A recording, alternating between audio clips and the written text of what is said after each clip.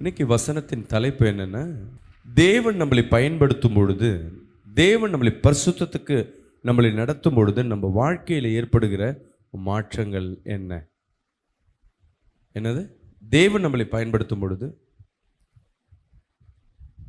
பரிசுத்த ஜனமாய் நம்ம கிறிஸ்துவை ஏற்றுக்கொண்டு இருக்கிறோம், இயேசுவை ஏற்றுக்கொண்டு இருக்கிறோம். தேவனோட நம்ம ஐக்கியம் கொள்ளும் பொழுது தேவன் நம்மளை பயன்படுத்துகிற விதம் என்ன, அதை நம்ம என்ன பண்ணணும்? முதலாவது தெரிஞ்சுக்கொள்ளணும்.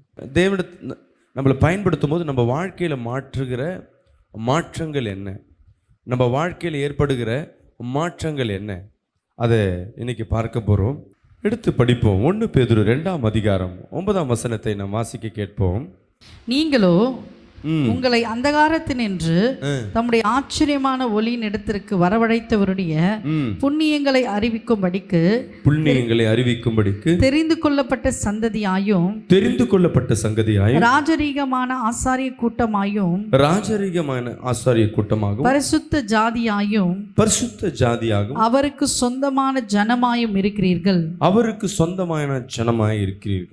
நீங்க எப்படிப்பட்டவர்களாய் மாறுறீங்கன்னா, பரிசுத்த ஜனமாய் நீங்கள் உங்கள் வாழ்க்கையில் ஒரு மாற்றங்கள் ஏற்பட ஆரம்பிக்கும். எப்படி? தேவன் நம்மளை பயன்படுத்துகிறார், தேவன் நம்மளை தொற்றிருக்கிறார், ரட்சிப்புக்கு நேராய் நம்மளை வழி நடத்துகிறார்னா முதல் அடையாளம் என்னது சொல்லுங்க?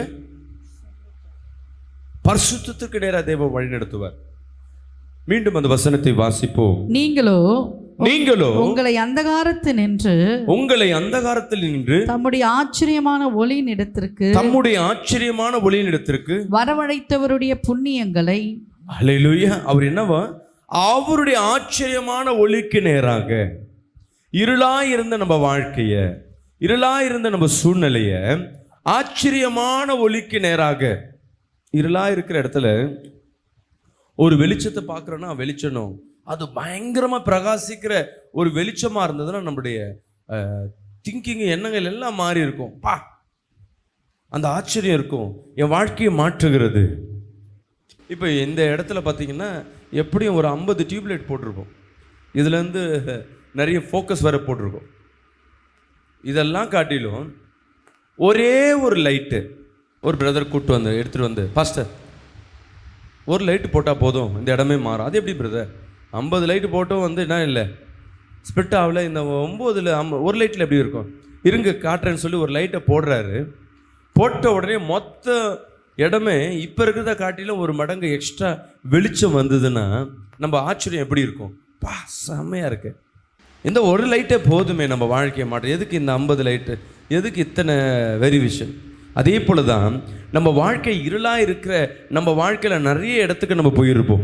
விடுதலைக்காய், சமாதானத்துக்காய், சந்தோஷத்துக்காய், குடும்ப விடுதலைக்காய், இப்படி நிறைய இடத்துக்கு நம்ம கடந்து போய் நம்ம வாழ்க்கையில் ஏற்பட்டது ஏமாற்றம் தான். முழுமையான சந்தோஷம் இல்லை, பிள்ளைக்கிட்ட முழு சந்தோஷம் இல்லை, கணவன்கிட்ட முழு நிம்மதி இல்லை, வேலையில் முழுசான நிம்மதி இல்லை, வருமானம் இல்லை, இப்படி எல்லாவற்றிலும் முழுமையானது இல்லாததுனால நம்ம எதை தேடி போடுகிறோம்? அந்த டைமில் தான் முழுமையான ரட்சிப்பு, முழுமையான விடுதலை. நல்லா கவனிங்கள, முழுமையான ரட்சிப்பு, முழுமையான ஒரு விடுதலை தேவனிடத்தில் தேடி போகும் பொழுது ஆச்சரியமான ஒரு ஒளியை நம்ம காண்கிறோம். ஒளி என்பது நம்ம வாழ்க்கையை மாற்றுகிற காரியம். உன் வியாதிகள், வறுமைகள், உன் துன்பங்கள், துயரங்கள் எல்லாவற்றையுமே தேவன் மாற்றுகிற ஒரு வெளிச்சம். அதான் வசனம் சொல்லுது, நீங்களோ உங்கள் அந்தகாரத்தில் நின்று தம்முடைய ஆச்சரியமான ஒளியிடத்திற்கு வரவழைத்தருடைய புண்ணியங்களை படியமா அறிவிக்கும்படிக்கு, புண்ணியங்களை அறிவிக்கும்படிக்கு தெரிந்து கொள்ளப்பட்ட சந்ததியாயும். அவருடைய புண்ணியங்களை அறிவிக்கும்படியாங்கன்னா அவருடைய சாட்சியை சொல்லும்படியாதான் தேவன் உங்களை அழைத்திருக்கிறார். ஒரு பாஸ்டரோட பிள்ளை எப்படி இருக்கணும்? அந்த பிள்ளை ரோட்ல தவறான செயலையோ இல்லை சினிமாவையோ இல்லை காரியம் தான் என்ன சொல்லுங்க, அப்பா நீ பாஸ்டரோட பிள்ளை, நீ இப்படி பண்ணலாமா? அதுவே அந்த புள்ள ஆவிக்குரிய வாழ்க்கையில் ஒரு ட்ரம்ஸ் வாசிக்கிறதோ, வொர்ஷிப் பண்ணுறதோ, ஏதோ ஒரு ஆவிக்குரிய வாழ்க்கையில் ஏதோ ஒரு காரியம் அந்த புள்ள செஞ்சதுன்னா நம்ம என்ன சொல்லுவோன்னா, பார் ஊழியத்தில் அப்பா பேரை நம்ம காப்பாற்ற இந்த பிள்ளைகள் பண்ணுது பாருங்க, நல்லா ஜெபிக்குது. நம்ம அந்த புள்ள பண்ணுற காரியம் தாய் தகப்பனை கனப்படுத்தும்.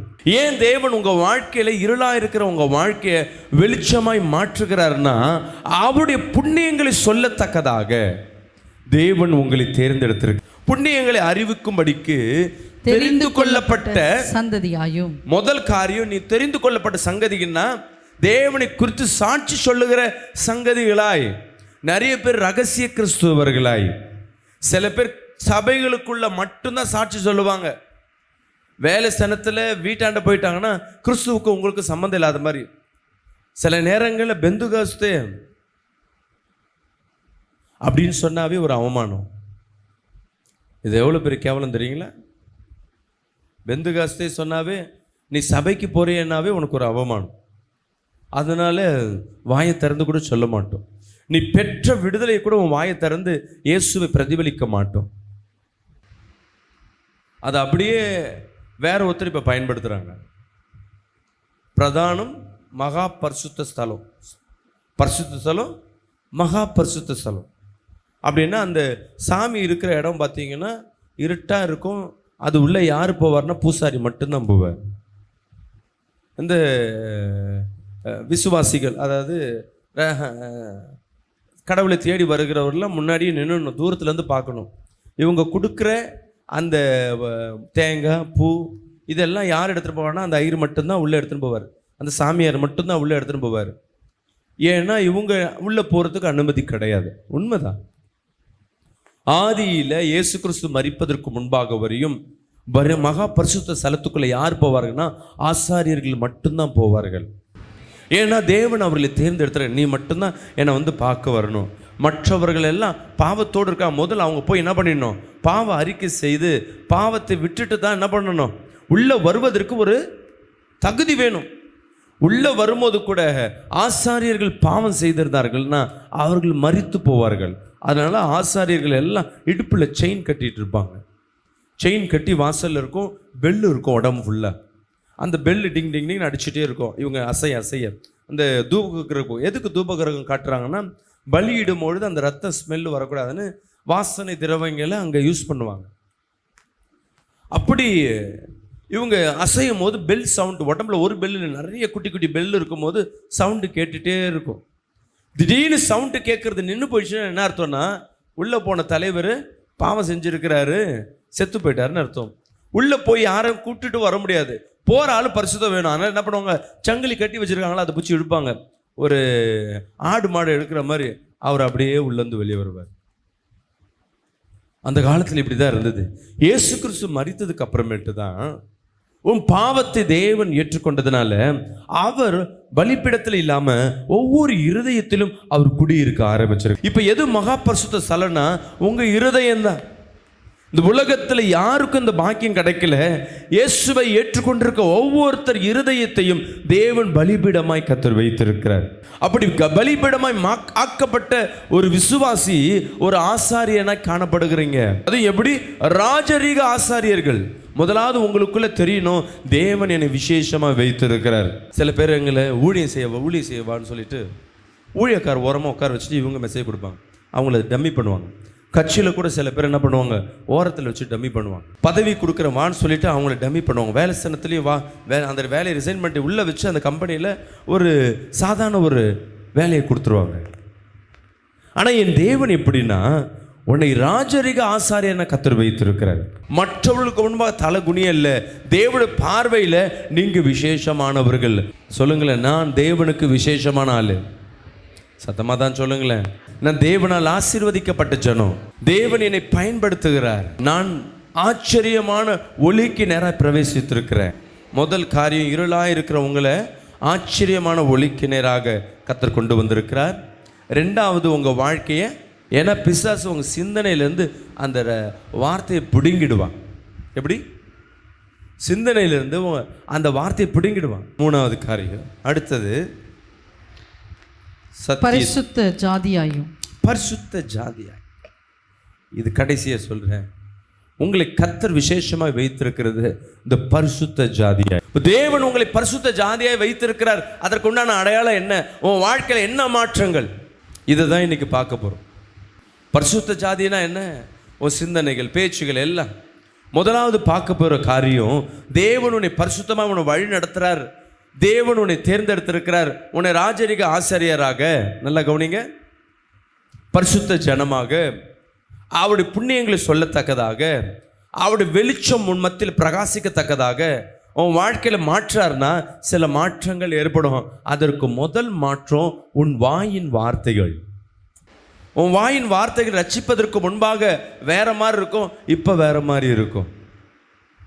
நீங்கள் நினைக்கிறது அந்நிய பாஷை பேசுறது அல்ல, ஜெபிக்கிற வார்த்தைகள் அல்ல, வீணான வார்த்தைகள், ஆபாசமான வார்த்தைகள், தவறான வார்த்தைகள், இச்சையான வார்த்தைகள், மற்றவர்களை துன்பப்படுத்துகிற வார்த்தைகள், கோபப்படுத்தி பேசுகிற வார்த்தைகள், பழி வாங்குகிற வார்த்தைகள், கலகம் பண்ணுகிற வார்த்தைகள், எரிச்சலை உண்டு பண்ணுகிற வார்த்தைகள், சண்டையை உண்டு பண்ணுகிற வார்த்தைகள், ஒருத்தரை நசுக்கும்படியாக பேசுகிற வார்த்தைகள், பிரிவினை உண்டு பண்ணுகிற வார்த்தைகள், இது எல்லாம் நம்ம வாழ்க்கையில் ஆரம்பத்தில் இருந்திருக்கும். கர்த்தர் உன்னை ரட்சிக்கப்பட்ட பிறகு உங்கள் வாழ்க்கையில் மாறுபடுகிற முதல் காரியம் உங்கள் வார்த்தை.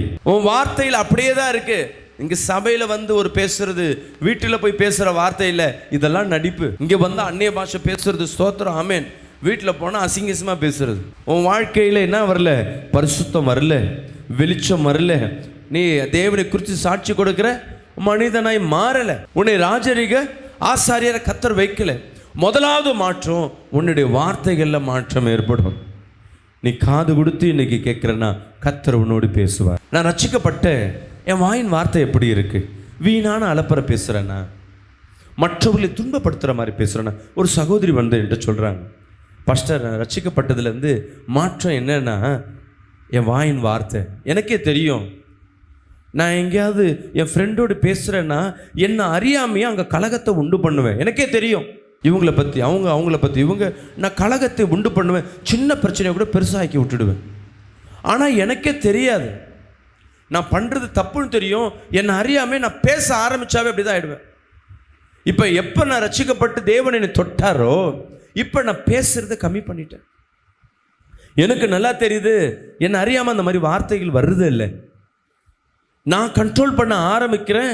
ஆவியானவர் எனக்கு துணை செய்கிறார். முன்ன நான் இருக்கிற இடம் கலகமாக இருக்கும், இப்போ நான் இருக்கிற இடம் ஆசீர்வாதமாக இருக்கு. எவர் ஒருவர் தன் நாவுகளை அடக்குறீங்களோ, பரிசுத்தமாய் நடத்துவதற்கு முதல் அடையாளம் உங்கள் வாயின் வார்த்தைகள். சில நேரங்களில் வாலிப வயசில் இந்த ஃப்ரெண்ட்ஸுங்களோடு இருந்தேன்னு வச்சுங்களேன், நல்லா வம்பு பண்ணி பேசிகிட்டே இருப்பேன், கிண்டல் பண்ணி பேசிகிட்டே இருப்போம். இதனாலே ஒரு கூட்டம் என் பின்னாடி சுற்றிட்டே இருக்கும். ஃப்ரெண்ட்ஸாக இருந்தாலும் சரி, வேலை ஸ்தானத்தில் இருந்தாலும் சரி. நான் ஜோக்காக ஏதாவது சொல்கிறேன், ஒரு ஜாலியாக இருக்குன்ட்டு. ஆனால் ஒரு ஜோக்கு சொல்கிறேன் அப்படின்னா, ஒரு ஜோக்குன்னா என்ன எங்கேருந்து வரும்? அங்கே ஒரு 5 பேருக்கான ஒருத்தர் என்ன பண்ணுவோம், கிண்டல் பண்ணி பேசுவோம். அவரும் சிரித்த மாதிரி தான் இருப்பார். எக்ஸாம்பிள், குண்டா இருக்கிறாருன்னு வச்சுங்களேன், அவரை கிண்டல் பண்ணி மற்றவங்களாம் சிரிப்பாங்க. ஆனால் ஒரு காலகட்டத்தான் தெரியும், அவர் உள்ளுக்குள்ளே மனம் வேதனைப்பட்டு கொண்டு இருக்கிறார். ஒருவேளை அவர் கருப்பாக இருக்கிறாருன்னா, இல்லை பல் எடுப்பாக இருக்குன்னா, சில நேரம் தலையில் முடி இல்லைன்னா அவங்கள பார்த்து கிண்டல் பண்ணும். அவங்களை பார்த்து கிண்டல் பண்ண மற்றவங்களாம் சிரிப்பாங்க. இது ஜெபிக்க ஜெபிக்க ஜெபிக்க எப்போ எல்லாம் நான் ஜெபிக்க ஆரம்பிக்கிறேனோ அதுக்கப்புறம் என்ன அறியாமல் அந்த வார்த்தைகள்லாம் மாற ஆரம்பிச்சது. இன்றைக்கி நான் உங்களோட பேசும்பொழுது உங்கள் இருதயத்தில் கர்த்தர் பேசுவார். நீங்கள் என்ன இருக்கீங்க? உன் கணவன் சண்டை போடும் பொழுது, உன் மனைவி சண்டை போடும் பொழுது, உலக வாழ்க்கையில் உன் பேச்சுக்கள் எப்படி இருக்கு? ஒருத்தரை துன்பப்படுத்துகிற மாதிரி இருக்கா? ஒருத்தரை வேதனைப்படுத்துகிற மாதிரி இருக்கா? கலகப்படுத்துகிற மாதிரி இருக்கா? ஒருவேளை அப்படி இருக்குன்னா இன்னைக்கு தேவனே என்னை தொடுங்க, என் வாயின் வார்த்தையை உமதாய் மாற்றுங்க. சொல்லுங்க பார்க்கலாம். ஏசப்பா, என்னை தொடுங்க, என் வாயின் வார்த்தையை உமதாய் மாற்றுங்க. உம்முடைய புண்ணியங்களை சொல்ல என் நாவுகளை பயன்படுத்துங்க. பரிசுத்தமாய் மாற்ற என் நாவுகளை பயன்படுத்துங்க. என்னை வெளிச்சமாய் மாற்ற என் நாவுகளை பயன்படுத்துங்க. மற்றவர்களை வெளிச்சத்துக்கு நேர கொண்டு வர என் நாவுகளை மாற்றுங்க. எடுத்து படிங்க, ஏசாயா 6ஆம் அதிகாரம் 3, 4, 5, 6, 7 வசனத்தை 8 வரையும் படிப்போமா? ஒருவரையொருவர் நோக்கி சேனைகளின் கர்த்தர் பரிசுத்தர். நம்ம என்ன சொல்லணுமா? நம்ம வாயில வருகிற வார்த்தை ஒருவரை நோக்கி சேனைகளின் கர்த்தர் பரிசுத்தர் பரிசுத்தர் பரிசுத்தர். இங்கே ஒருவரை நோக்கி நம்ம என்ன பேசிக்கொண்டிருக்கோம்? நீ நல்லா இருப்பியா? நீ நாசமா போகணும், நீ சரியில்லை, அந்த குடும்பம் சரியில்லை. ஒருவர் நோக்கி நம்ம பேசுகிற காரியம் 2 வார்த்தை கரெக்டாக பேசினாலும் 3வது வார்த்தைக்கு மேலே அந்த பாவம் உள்ளே வந்துடும். ஆதாம் ஏவாள் சர்பத்துக்கிட்ட பேசாமல் இருந்திருந்தான்னா இன்னைக்கு அந்த பிரச்சனையே வந்திருக்காது.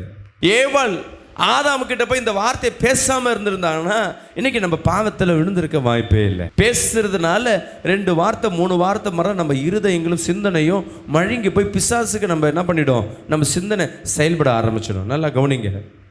பேச்சை எங்கெங்கெல்லாம் குறைக்கிறீங்களோ, நீங்கள் உபவாசம் போடுறது 3/4 பேச்சை குறைச்சிங்கன்னா நல்லாயிருக்கும். உண்மையை சொல்கிறேன்னு, மௌன விரதம் எடுக்கிறீங்கன்னா தேவனுக்கு ரொம்ப பிரியமாக இருக்கும். உங்கள் வாயிலேருந்து வர வார்த்தை வெறும் தேவனை மட்டுமே ஆராதிக்கணும். இதுதான் உண்மையான உபவாசம். உபவாசம் என்பது சிந்தனையும் தேவனத்தில் இருக்கணும். உன் வாயிலேருந்து வர வார்த்தை அவரை மட்டுமே துதிச்சுட்டு இருக்கணும். மீதி உலக காரியத்தில் மௌன விரதம். உன் வாயிலேருந்து வந்தால் ஸ்தோத்திரம், ஆமேன். என்ன சொல்லணுமா?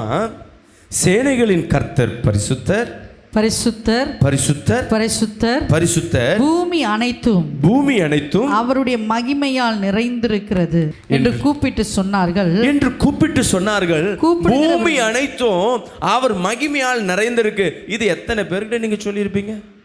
ஆனா இங்க பாருங்க என்ன சொல்லுமா? அவர் பரிசுத்தர் பரிசுத்தர். நீ அவரை எவ்வளவு தூரம் உன் வாயை திறந்து பரிசுத்தர் பரிசுத்தர் சொல்ல ஆரம்பிக்கிறியோ உன் வாழ்க்கை தானாகவே பரிசுத்தமாய் மாற ஆரம்பிக்கும்.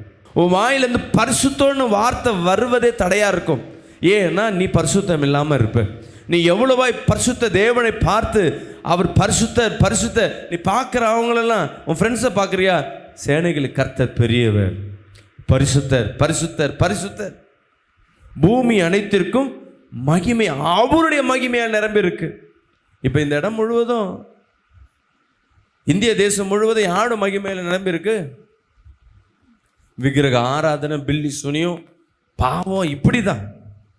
ஆனா உன் வாயை திறந்து நீ சொல்லும் பொழுது உன் வீட்டில் சண்டை பிரச்சனை இல்லை, வெறும் போராட்டங்கள் இருக்கு. ஆனா உன் வாயை திறந்து நீ சொல்லி பாரு, தேவனுடைய மகிமை இந்த பூமி முழுதும் நிரம்பி இருக்குன்னா அதை ஒளிந்து இருக்கிற ஆளுக்கு செய்கிற ஆவியெல்லாம் தானா ஓடி போகும். இந்த வசனத்தை ரொம்ப நோட் பண்ணி வச்சுக்கோங்க. அடுத்தது, கூப்பிடுகிறவர்களின் சத்தத்தால் வாசல்களின் நிலைகள் அசைந்து ஆலயம் புகையினால் நிறைந்தது. நீங்க கூப்பிடுகிற சத்தம் உங்க வீடு, உங்க வாசல், வேலை ஸ்தலம், ஊழிய, இந்த இடத்துல அவர் பரிசுத்தர் பரிசுத்தர் அவருடைய மகிமை இந்த பூமி முழுதும் நிரம்பி இருக்கு. நீங்க சொல்ல சொல்ல சொல்ல கூப்பிடுகிற சத்தத்தினால் அவர் இந்த வாசல்கள் முழுவதும் தேவ மகிமையால நிரம்ப ஆரம்பிச்சிடும். இது நான் சொல்லல, வசனம் சொல்லுது. அடுத்தது படிங்க 5. அப்பொழுது நான் ஐயோ அதமானேன், நான் அசுத்த உதடுகள் உள்ள மனுஷன், அசுத்த உதடுகள் உள்ள ஜனங்களின் நடுவில்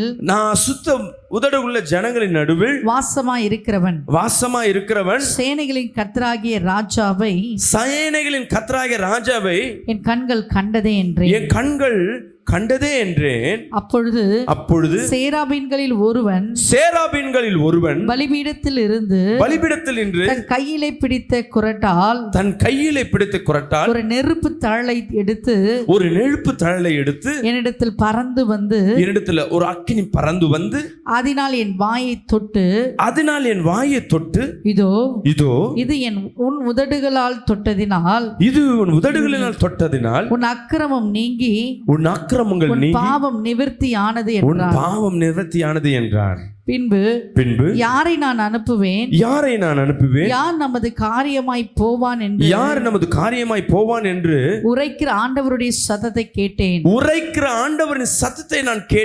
அதற்கு நான் இதோ அடியேன் இருக்கிறேன், என்னை அனுப்பும்.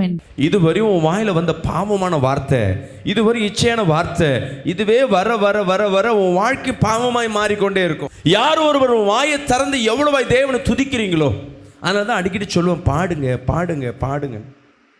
அவர் நாமத்தை சொல்லி. இல்லையா, பாடல் வரலையா, சேனைகளின் கர்த்தர் பரிசுத்தர். இதுதான் என்ன சொல்லுங்க, சேனைகளின் கர்த்தர் பரிசுத்தர்.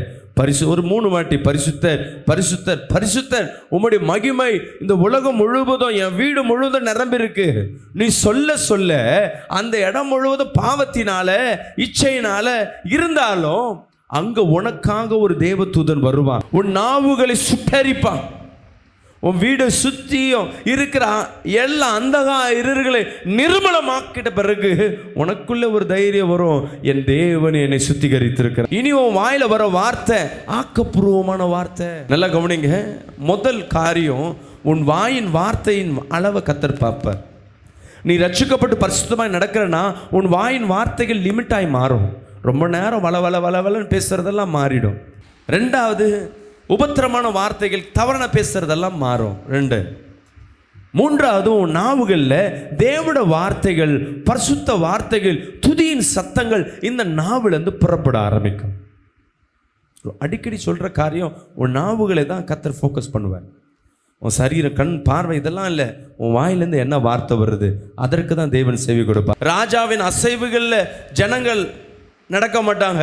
ராஜாவின் வாயிலிருந்து வருகிற அந்த உத்தரவுக்கு ஜனங்கள் ஆளுகை செய்வார்கள். இன்னைக்கு உன் வாயிலிருந்து வர வார்த்தையை தான் கர்த்தர் பார்ப்பார். நீ பரிசுத்தமான வார்த்தைகள், துதிக்கிற வார்த்தைகள் வர வர வர வர உன் வாழ்க்கை எப்படி மாறும் தெரியுங்களா? நெகட்டிவாக பேசுனதெல்லாம் ஆக்கப்பூர்வமாக பேச ஆரம்பிப்பேன். இந்த கடன்லாம் எனக்கு போயிடும், அடுத்தது நான் இந்த பிஸ்னஸ் பண்ண போகிறேன், அடுத்த வருஷம் நான் இந்த வீடை கட்ட போகிறேன், அடுத்த வருஷம் நான் இதை செய்ய போகிறேன்.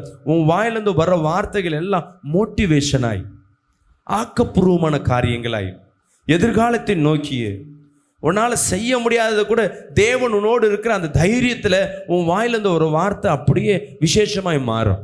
கையில் ஒன்றுமே இருக்காது, ஆனால் பேச்சு மட்டும் பெருசாக இருக்கும்.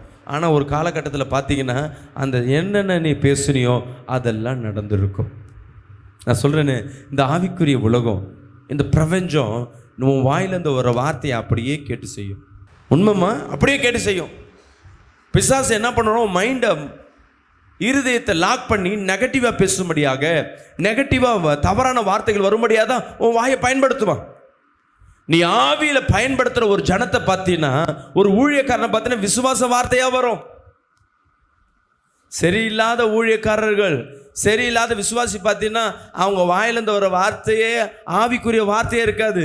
எல்லா சாபம், எல்லா நெகட்டிவான வார்த்தை, அழிவுக்கு உண்டான, உலகத்துக்கு உண்டான காரியம் இதுதான் வாயிலிருந்து வரும். இன்னைக்கு கர்த்தர் உன் நாவுகளை கர்த்தர் தொடுகிறவர்கள் சொல்லுங்களேன், இயேசுவே என் நாவுகளை தொடுங்க. சொல்லுங்களேன், இயேசுப்பா என் நாவுகளை உமதாய் மாற்றுங்க. உம்மை துதிக்கிற நாவுகளாய் என் நாவுகளை மாற்றுவீராக. சொல்லுங்க, உம்மை ஆராதிக்கிற நாவுகளாய் என் நாவுகளை பயன்படுத்துவீராக. அப்பா, எதிர்காலத்தின் ஆசீர்வாதங்களை பெறத்தக்கதாகவும், ஆக்கப்பூர்வமான காரியங்களை பேசத்தக்கதாகவும், மற்றவர்களை தேற்றத்தக்கதாக, உம்மை குறித்து சாட்சி சொல்லத்தக்கதாக என் நாவுகளை நீ பயன்படுத்துவீராக. என் நாவுகளை சிறைபிடிச்சிருக்கிற ஆவிகள், சொல்லுங்க, வாயில கை வச்சு, என் நாவுகளை சிறைபிடித்திருக்கிற ஆவிகள் தவறாய் பேசும்படியாக, இச்சையாய் பேசும்படியாக, நெகட்டிவாய் எதிர்மறையாய் பேசும்படியாக, தேவனை ஆராதிக்க முடியாதபடி கட்டி வைத்திருக்கிற ஆவிகளை என் இயேசுவின் நாமத்துல சுட்டரிக்கிற. இங்க ஜெபிக்கிற ஒவ்வொரு நாவுகளையும் என் தேவ வல்லமை இப்பொழுது தொடுகிறது. நீ எதை நெகட்டிவாக சொல்கிறியோ அதுவே நடந்து போயிடும். என் பிள்ளை என்கிட்ட பேசாது, என் கணவன்லாம் பேசுவான், அப்படியே தான் இருப்பான். பேசுவான் பாரு, நடத்துவான் பாருங்களேன், வருமானம் வரும் பாரு, நான் கண்டிப்பாக நகையை மூட்டுவேன் சொல்லி பாரு, நடக்கும். அது மத்தேயு 6:31, 32, 33, 34 வரையும். ஆகையால் எண்ணத்தை உண்போம், எண்ணத்தை குடிப்போம், எண்ணத்தை உடுப்போம் என்று கவலைப்படாதிருங்க. நான் வார்த்தை சொன்னேன்ல, அடுத்தது நினைவு. உன் நினைவு எப்படி இருக்கணும்னா வெளிச்சமாய் காணப்படும். கர்த்தர் உன்னை பயன்படுத்துறாருன்னா, ஐயோ இனி என்ன பண்ணுவேன் என்ற என்ன சூழ்நிலை, நெருக்க எல்லாம் வந்தாலும் உன் நினைவு தெளிவாக இருக்கும். சில பேருக்கு நினைவு அப்படியே சோர்ந்து போயிட்டு இருக்கும். நினைவு சில பேர் உள்ளுக்குள்ளே இருப்பாங்க. உன் நினைவு பார்த்தீங்கன்னா தவறாய் சிந்தித்து கொண்டிருக்கும்.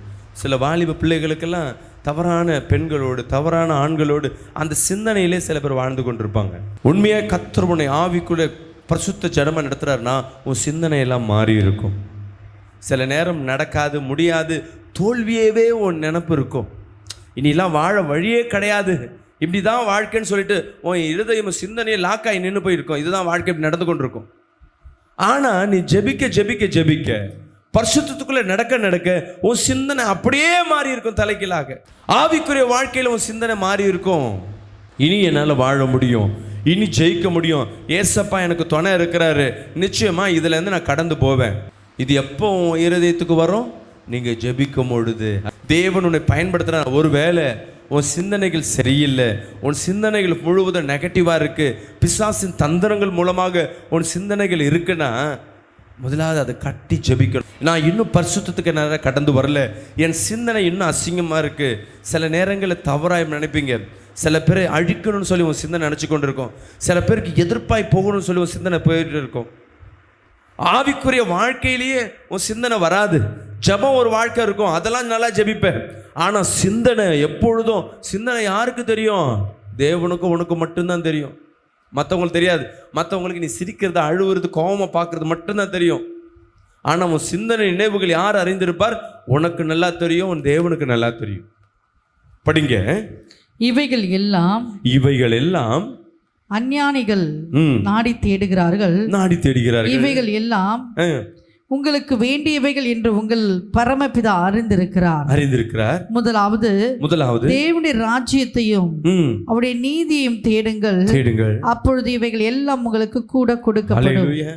ஃபர்ஸ்ட் காரியம் சொன்னேன், உன் வாயின் வார்த்தைகள். ரெண்டாவது உன் நினைவுகள். மூணாவது உன் தேடுதல் எப்படி இருக்கணும்? உன் தேடுதல் என்ன இருக்கு? கடங்காரனை பார்த்து தேடிக்கொண்டிருக்கிறாயோ? உலகத்தின் நிச்சய குறிச்சி பார்த்து கொண்டிருக்கிறாயோ?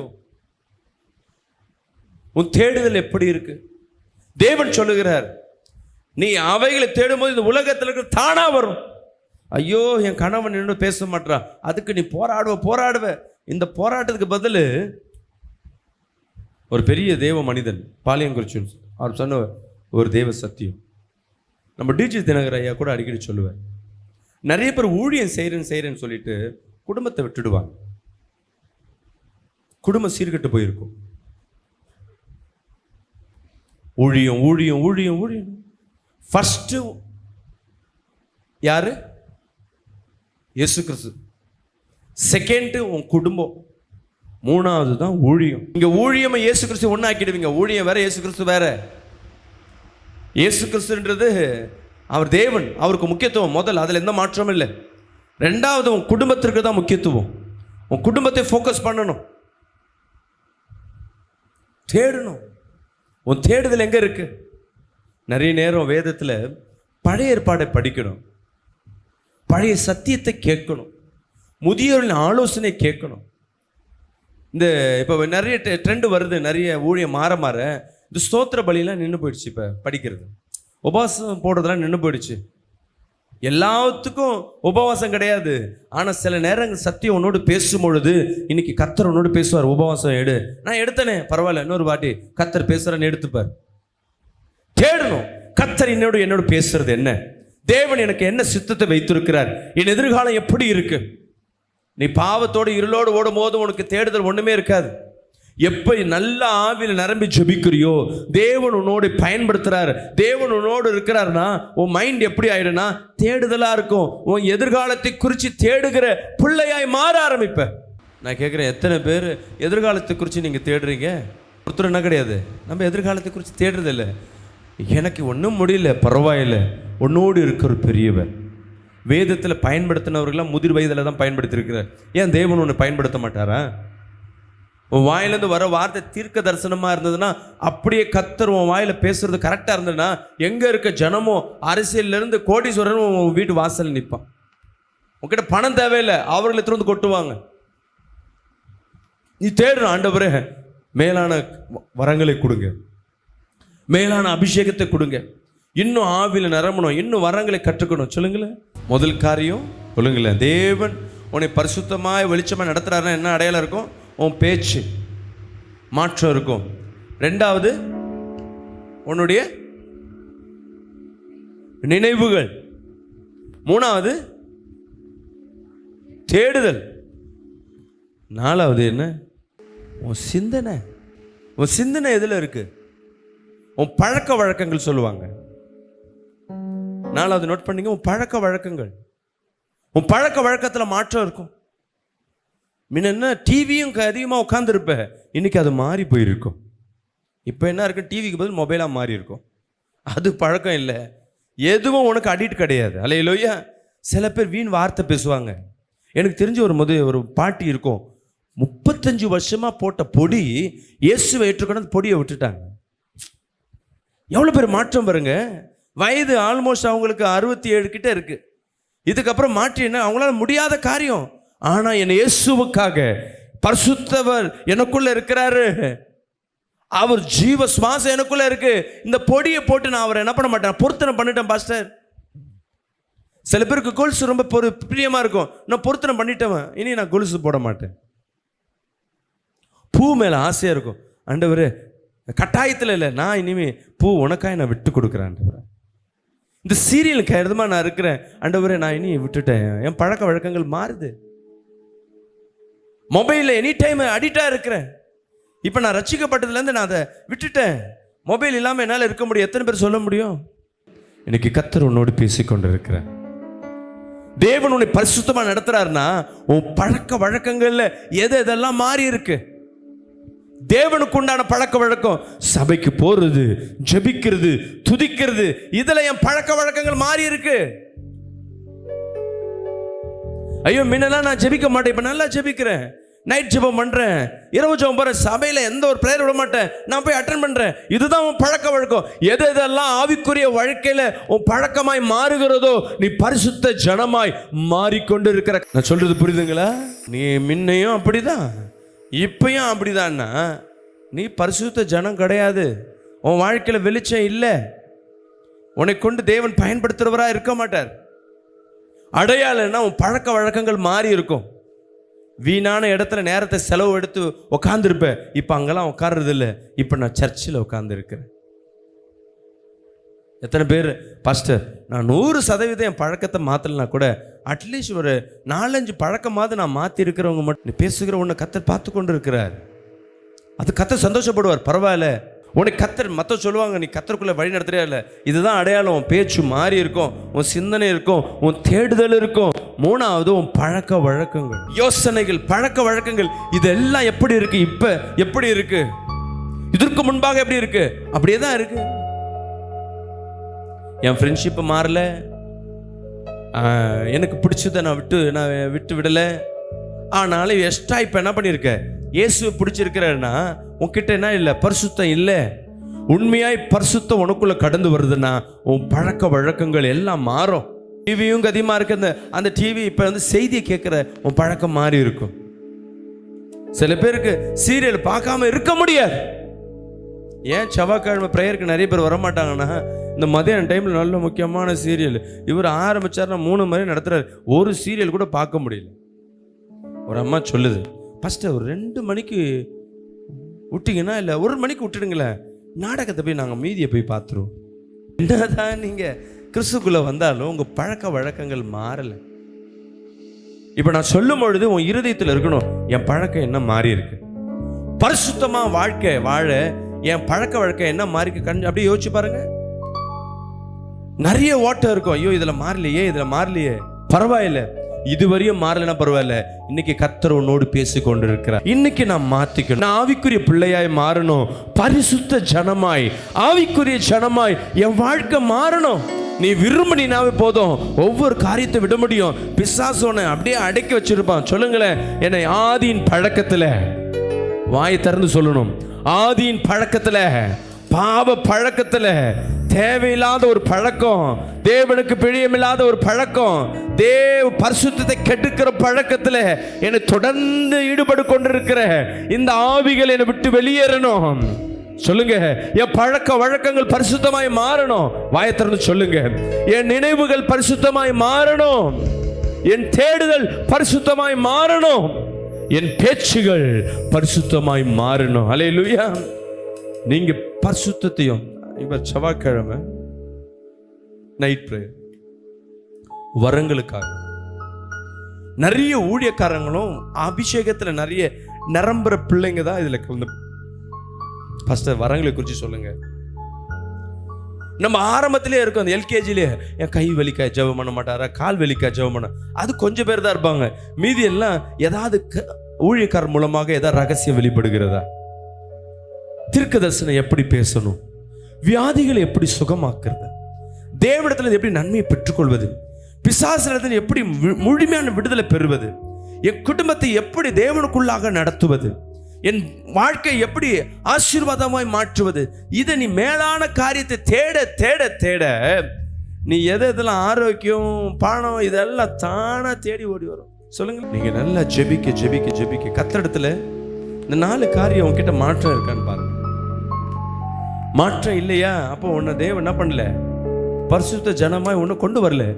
அப்போ ஏதோ உங்ககிட்ட மாற்றத்தை எதிர்பார்க்கிற, நீ இதை மாற்றினா இந்த வீடு வாசல், வீட்டில் வருமானம், சமாதானம், ஆரோக்கியம், இதெல்லாம் இவைகளை தேடும் பொழுது இவைகள் தானாய் வரும். நம்ம என்ன பண்ணுறோம், இவைகளை தேட்டுட்டு மேலான காரியத்தை விட்டுட்டோம்.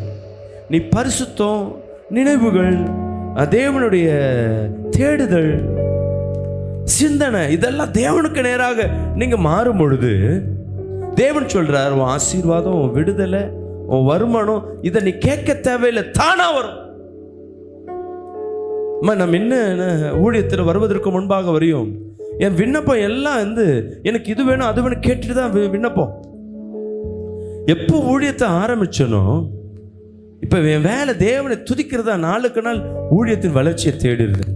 அடுத்த வருஷம் ஊழியத்தை என்ன பண்ணணும், இன்னும் வரங்களை என்ன தேடணும், எப்படி ஜெபிக்கணும், எப்படி சபை நடத்தணும், இதை தேட தேட தேவைகளுக்கெல்லாம் தானா வருகிறது. சொல்லுங்களேன், இவைகளை தேடும் பொழுது இவைகள் தானா வரும். எனக்கு எந்த பாரத்தோடு கூட வந்திருக்கலாம், இன்னைக்கு கர்த்தர் இடத்துல கரெக்டாக கேளுங்க, கர்த்தர் உனக்காய் கொடுக்க ஆயத்தமாக இருக்கிறேன். ஒரு ஆமென் சொல்லுவோமே. கர்த்தர் உங்களை ஆசீர்வதிப்பாராக. இந்த நித்தியம் பிரயர் டவர் தண்டியார்பேட் பகுதியில் வாங்குவதற்காய் ஏற்கனவே பேசி கொண்டிருந்தோம். தொடர்ந்து இந்த 2 மாதங்கள் அந்த இடத்துக்கு உண்டான அட்வான்ஸும் கொடுத்தாச்சு. வாடகை இடத்துல ரொம்ப கஷ்டப்படுறோம். வாடகை இடத்துல அந்த வாடகை கொடுக்க முடியல, டிஸ்டர்பன்ஸ் நிறைய இருக்குது. கர்த்தருடைய சித்தத்தின்படி மெயின் ரோட்டில் ஒரு இடத்த வாங்குவதற்குண்டான சித்தத்தை கர்த்தர் வைத்திருக்கிறார். அநேகர் வந்து தங்கி ஜெபிப்பதற்காய் தூரதேசத்துலேருந்து வருகிறோம், தங்குறதுக்கு இடம் இல்லை. ஸோ அதனால் தங்குறதுக்கும் அங்கே இடத்த நாங்கள் ஆயத்தப்படுத்தி வச்சுருக்கிறோம். நல்ல ஒரு பஸ் ஸ்டாண்டு பக்கம், மெட்ரோ, தண்டையார்பேட்டை மெட்ரோ இறங்கணுன்னு பக்கத்து பில்டிங்கை தான், பஸ் ஸ்டாண்டு பக்கத்தில் மெயின் ரோட்லேயும் நீங்கள் முன்பாக வந்தால் கூட அங்கே இலவசமாக நம்ம இடத்துல தங்கிக்கலாம். இதற்காக ஒரு இடத்த ஆயத்தப்படுத்திருக்க ஒரு இடம், அந்த இடத்தின் விலை 3 கோடி ரூபாய், ஒரு ஸ்கொயர் ஃபீட் 15,000 ரூபாய். நீங்களும் பொருத்தனை பண்ணுங்கள். கர்த்தர் என் வாழ்க்கையில் அற்புதம் செய்யணும். அநேகர் பொருத்தனை பண்ணி அவங்க வாழ்க்கையில் அநேக ஆசீர்வாதத்தை பெற்றிருக்கிறாங்க. நீங்களும் அந்த ஆசீர்வாதத்தில் பங்கு பெறுங்க. உங்களால் முடியாத காரியம் ஒன்றும் இல்லை, ரொம்ப கடினமான காரியம்தான். ஒரு ஆலயத்தை கட்டும்பொழுது கர்த்தர் உங்கள் குடும்பத்தை கட்டுவார், உங்கள் திருமண காரியத்தை கர்த்தர் நடத்துவார், தடைகளை உடைப்பார், பிள்ளைகள் சமாதான குறைச்சியை மாற்றுவார், வருமான தடையை மாற்றுவார். ஏன்னா தேவ ஆலயம் இன்றைக்கி இருக்கிற நெருக்கத்தின் மத்தியில், இன்றைக்கி நிறைய எதிர்ப்புகள் மத்தியில் ஒரு ஆலயம் கட்டுறோன்னா பெரிய காரியம். அந்த ஆசீர்வாதத்தில் நீங்களும் பங்கு பெறுங்க. இந்த செய்தி நீங்கள் கேட்குறீங்கன்னா கர்த்தர் உங்களை தொடரான இருக்கும். இந்த ஆசீர்வாதத்தில் எங்களோடு பங்கு பெறுங்க. God bless you. கர்த்தர் உங்களை ஆசீர்வதிப்பார்.